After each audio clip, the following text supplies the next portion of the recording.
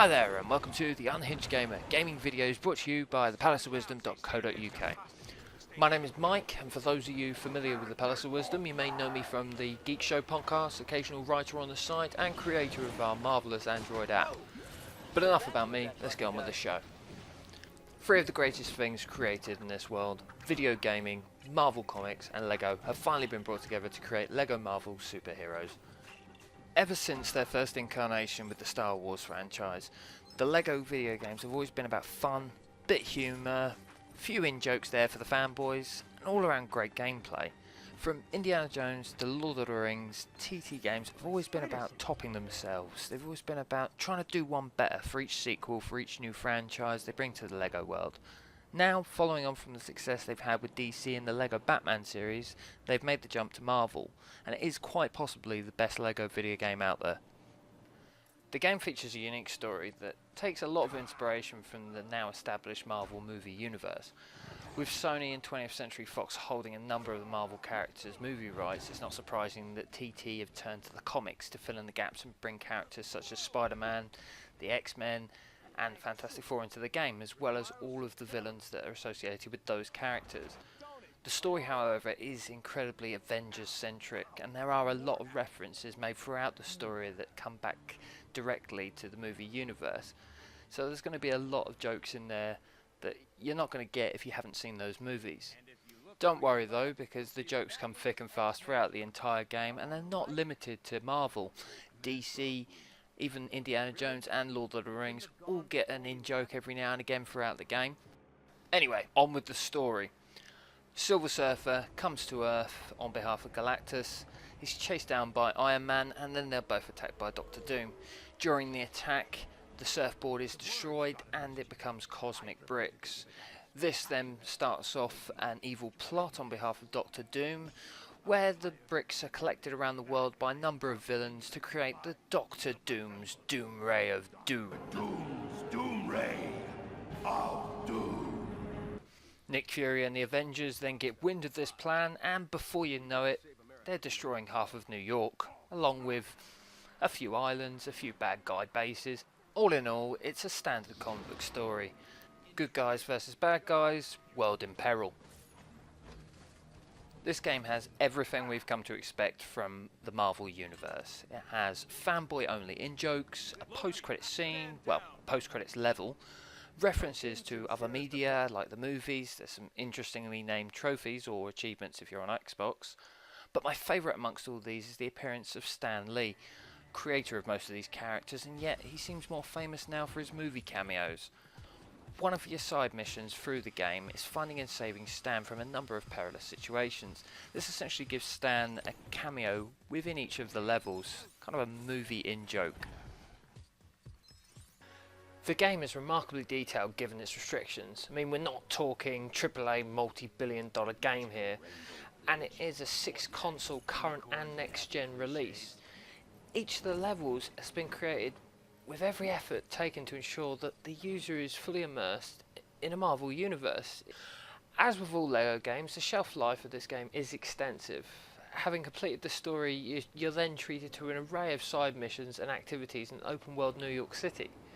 Now, considering New York City hub is supposedly more of a distraction than an important part of the main gameplay, it's amazing to see that they've gone to so much effort to create something straight out of the comics, which essentially has a life of its own.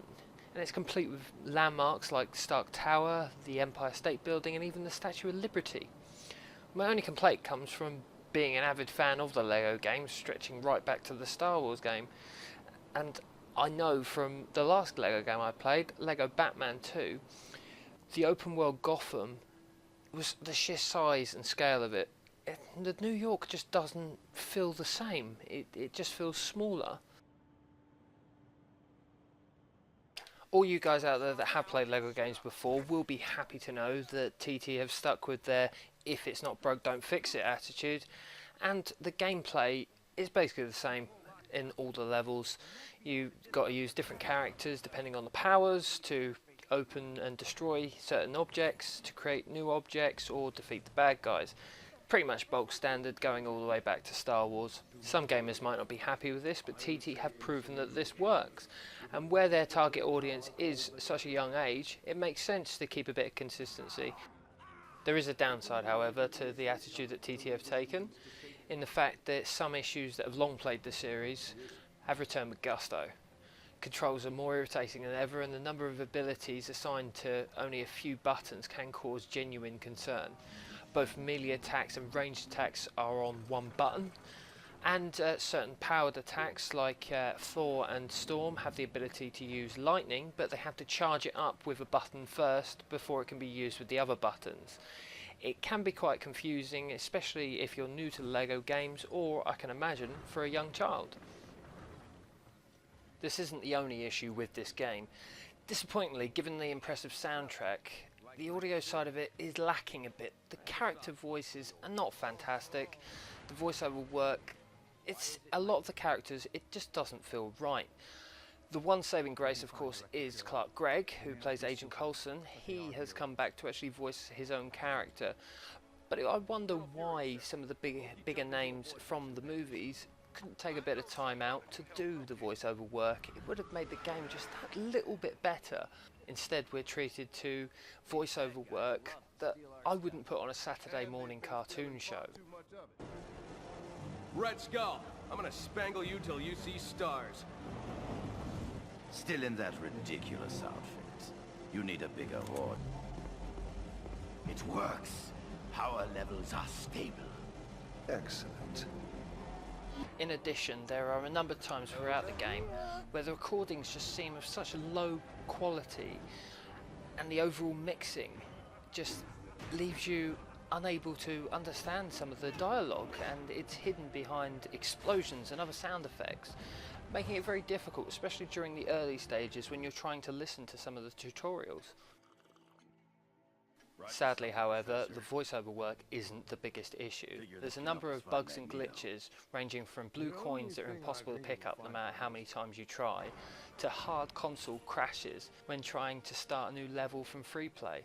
As I progressed further through the game, I noticed that there were corruption in the cutscenes as well, which also kind of ruined the atmosphere, so to speak, as well as one very annoying issue that I came across, in which Thor, every time that he went to do a lightning switch, would get stuck in that switch. So you'd end up having to restart the level because you couldn't progress to the next switch. This led to a very frustrating experience at times, and did ruin the experience for me. What are you planning, Loki? Overall, this is a very enjoyable game with a fun, highly amusing story, if a tad character heavy in places, but with loads to do once you finish the main story, and the selection of playable characters being as extensive as it is, there's loads to keep you amused for a long time to come. Whether you're an Avengers fan or partial to a bit of Guardians of the Galaxy, everyone is catered for here. The poor voiceover work can be annoying at times, but it doesn't ruin the experience, and the in-game glitches are likely to be picked up by TT Games in a patch fairly quickly. It's just a shame that quality control was lacking pre-release. The cityscape and the levels scream of quality, and the attention to detail taken suggests that Marvel had their guys on the scene during design. LEGO fans will be happy, Marvel fans will be happy. My rating for this game is a strong 4 out of 5. Fun and enjoyable, but by no means perfect. Thank you for taking the time to watch this video, and I hope you'll be back for more soon.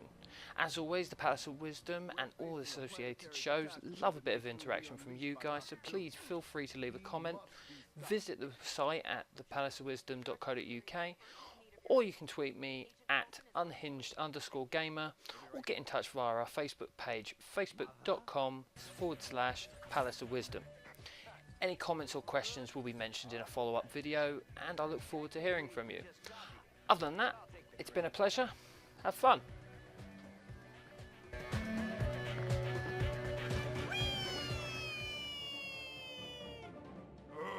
Hulk had time of his life. Oh yeah, pop and lock. Fizz, click. Oh yeah. If those beats were any fatter, they'd need an elastic waistband.